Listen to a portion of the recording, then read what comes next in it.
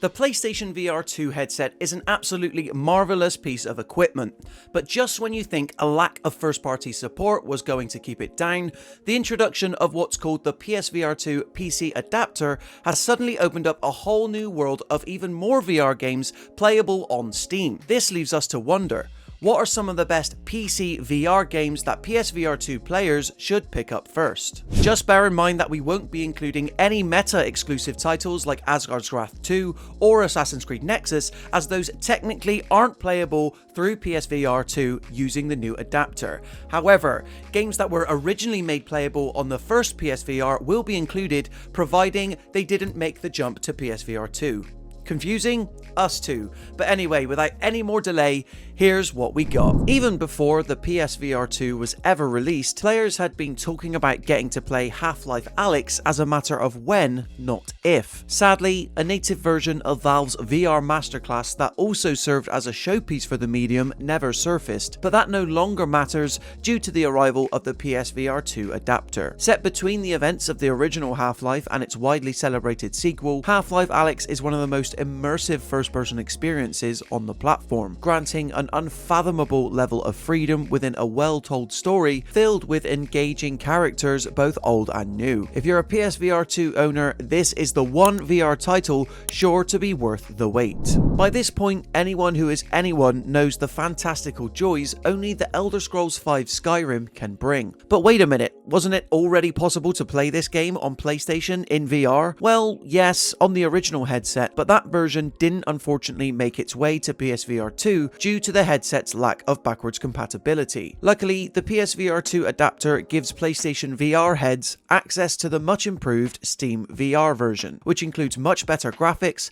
hand tracking, and controls. Skyrim VR wasn't the only casualty caused by the jump from PSVR 1 to PSVR 2, of course, but it was one of the biggest. Thank heavens then that no longer need PSVR 2 owners miss out on this excellent adaptation of Bethesda's modern classic. Ever wanted to feel like John Wick in VR?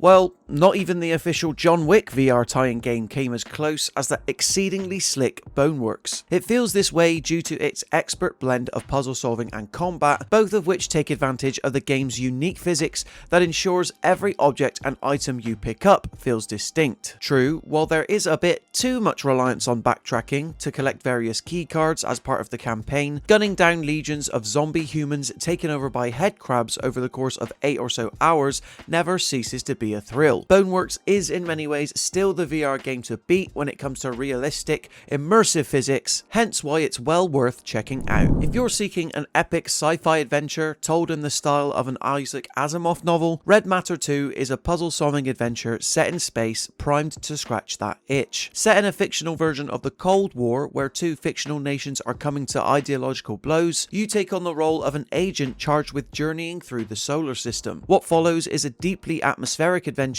that sees you venture from moon base to moon base, dispatching drones, jetpacking through the sky, and crawling through tight spaces as you try to find answers. It helps that Red Matter 2 requires absolutely no knowledge of the original game either, still keeping you invested from minute one and not letting up. While PSVR 2 owners arguably already have access to one of the best virtual reality racing games in Gran Turismo 7, there's another advanced driving simulator in town that does right by VR, and its name is Automobilista 2. Touting some seriously impressive graphics, countless cars to get behind the wheel of, and some of the best varied track weather conditions you'll find in a driving game such as this, Automobilista 2 successfully gives PlayStation's trademark simulator a run for its money. Most impressive is its nature to receive almost monthly game updates from developer Ryza Studios since its initial release in 2020, which has seen the overall drivability improve a lot alongside even more historical racing cars being added over time. PSVR2 petrol heads looking for something different shouldn't be disappointed. The fantasy of transforming into a cyberpunk ninja in VR was fully realized way back in 2018 thanks to the joy that is Mixed Realms' Sairento. And yes, while it was previously available on the original PSVR, the lack of a sequel or spiritual successor still makes this the one to try out for PSVR2 players with the new adapter. From bullet time sequences to the ability to triple jump,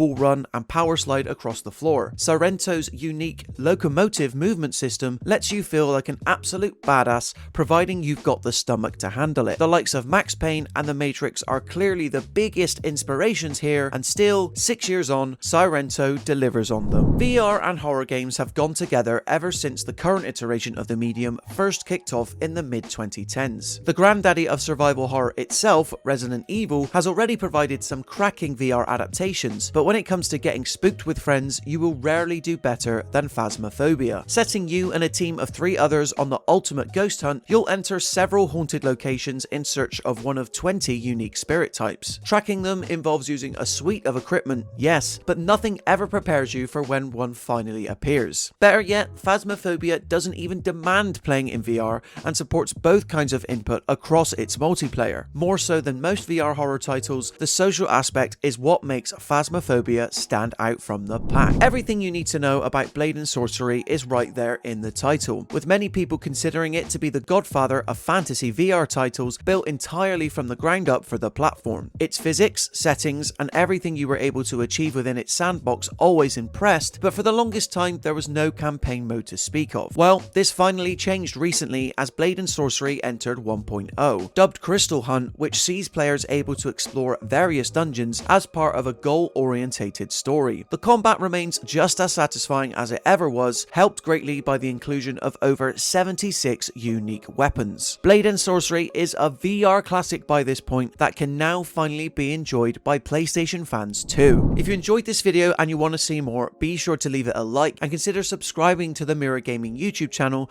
to stay up to date with even more videos like this. Until next time, thank you so much for watching, and I'll see you in the next one.